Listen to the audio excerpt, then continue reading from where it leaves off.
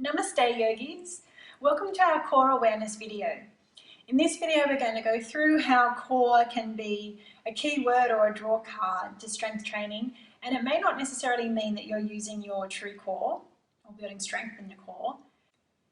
Our true core is a byproduct of our breathing. So if we have an inefficient breathing, we can thereby have a weak core, weak spine. It affects the internal organ function. It affects the nervous system, but it also affects the mind, and I'll go through that in a little bit with a demonstration video. So if you were to imagine that your true core looks like an apple core, where the top of the apple core is your diaphragm sitting there underneath the base of the rib cage. The bottom of the apple core is your pelvic floor. The eaten away part of the apple core is your transverse abdominis muscle and the fascia at the back body. But also the fascia connects to the multifidus muscle, which are the muscles in between each of the vertebrae from your sacrum to your back of skull.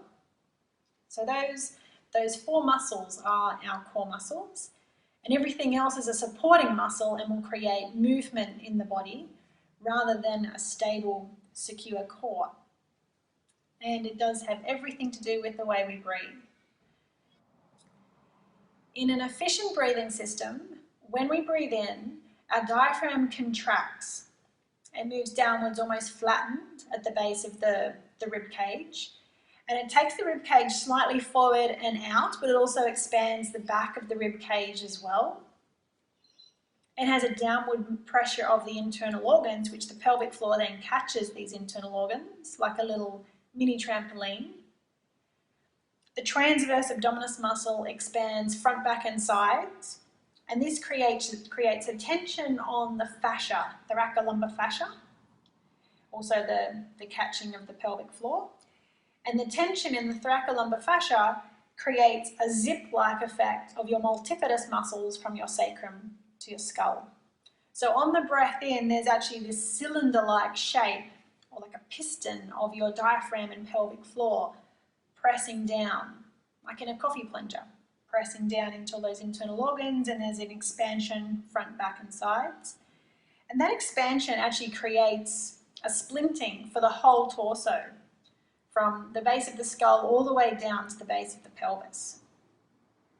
And then same thing that happens with a mini trampoline, when we jump on it, it rebounds back up. So pelvic floor and the transverse abdominis muscles, which have expanded front, back and sides, they both draw up and in and create that apple core shape. And this pushes the diaphragm back up into the chest cavity, into its relaxed state, where it's pushing the lungs up and dispelling the air.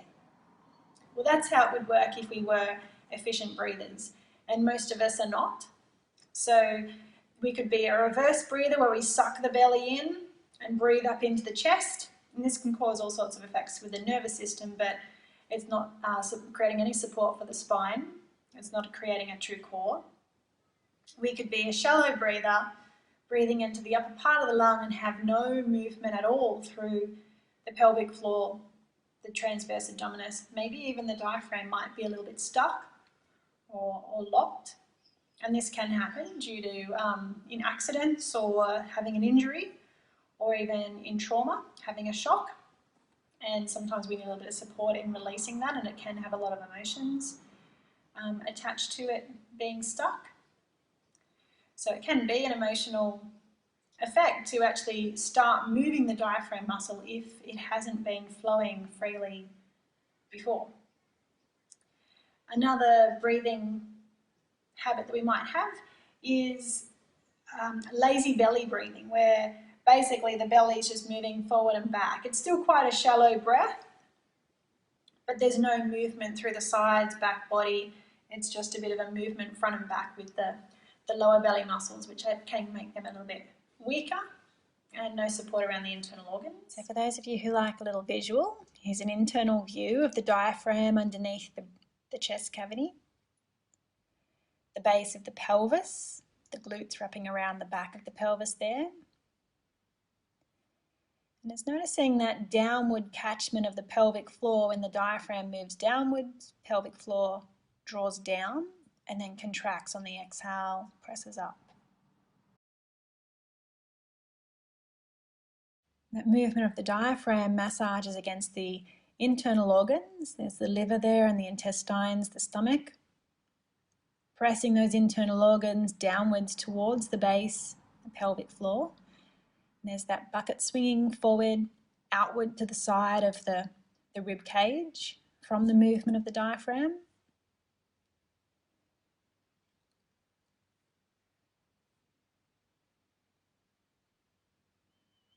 Then also that movement of diaphragm works in with the psoas muscle, that deep hip flexor, running down the inside of the pelvis to the front of the hips. There's an extension through the spine, a little bit of straightening out of the lumbar curve on the inhale, and a release back to the lumbar curve on the exhale. So the spinal muscles get to move as we breathe, and so do those neck and throat, the jaw muscles. So when we have an efficient breathing system, all those spinal muscles, neck, jaw and throat, deep psoas, everything has its own rhythm. And then there's the intercostal muscles that help to lift and flare the ribs with the breath, the rectus abdominis and the deep abdominals there wrapping around the waist. So when we have got an efficient breathing system, we're creating an expansion and an elongation through the whole torso, which is the splinting and the support. But all those vertebrae get to separate. It makes space for the discs, so the discs become more shock absorbent. And the internal organs get a massage in that piston pulse of the diaphragm and the pelvic floor.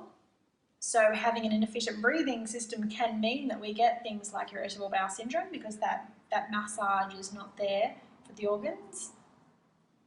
However, it is challenging to learn how to correct breathe if we haven't got correct posture. So the two come in hand. Having a neutral spine in correct postural alignment and core breathing come together to create our true core. So if we have got the habit of a posterior tilt in the pelvis, which means we're tucking the tail under, collapsing the pelvis backwards, so that could be tight glutes or hamstrings, or tight rectus abdominis muscle from doing too many curls. We got stretched out back. So basically our apple core is bowed out to the back and our pelvic floor is facing forward and our diaphragm is facing backward. So there's not that piston effect of communication, so our breathing cannot be efficient if we're in a flexed posterior tilt. But just as much so if we're in too much of an extension of the back body, where our back body is too tight, too much curve in the lower back, we might be flaring the front ribs, we're pointing the diaphragm forward and we're pointing the pelvic floor to the floor behind us, so again, they're not in communication with one another to create correct breathing or a supported core. So we're always wanting to move in and out of neutral spine in yoga, in all our other activities that we do. But to learn how to find correct posture and neutral spine, which we will go through in video 1B, neutral spine awareness, and to keep practicing an efficient core breathing, which we go through in video 1A, to retrain the nervous system so that we retrain any poor breathing habits that we might have, and then we can take that breathing, that postural alignment into our other practices. Core series 2 is breathing into plank. So for example, sometimes if we were to hold plank pose but really squeeze our glutes, which would tilt the pelvis backwards, and jam in the abdominal muscles, we're actually an apple flexed backwards towards the ceiling, and it will affect our breathing. It will be quite intense on the nervous system and intense for the mind. But if you were to find neutral spine in your plank, your core has your pelvic floor and your diaphragm muscle in that piston effect lined up with one another. The glutes don't have to be as jammed on. The abdominals don't need to be as jammed on. Nowhere in the body needs to be as jammed on. And we can have a lot more endurance, and core breathing will not be as big as it would be in your practice of 1A video. So core breathing will be a little bit less expansive when we're holding something strong like plank.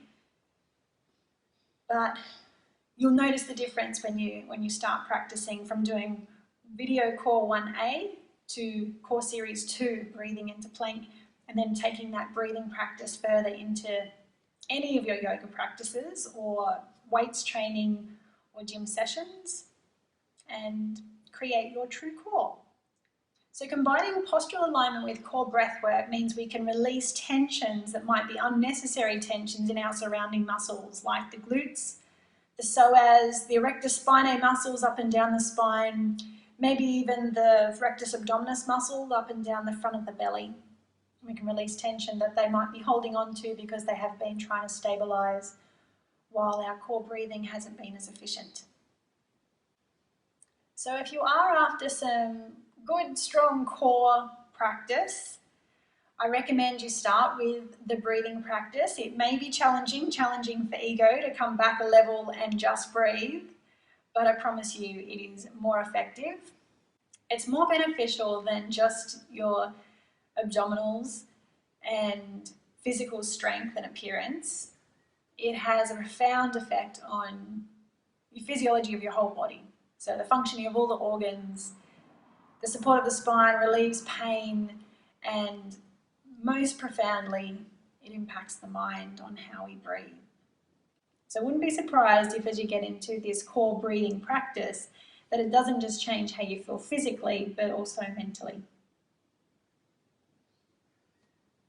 Namaste.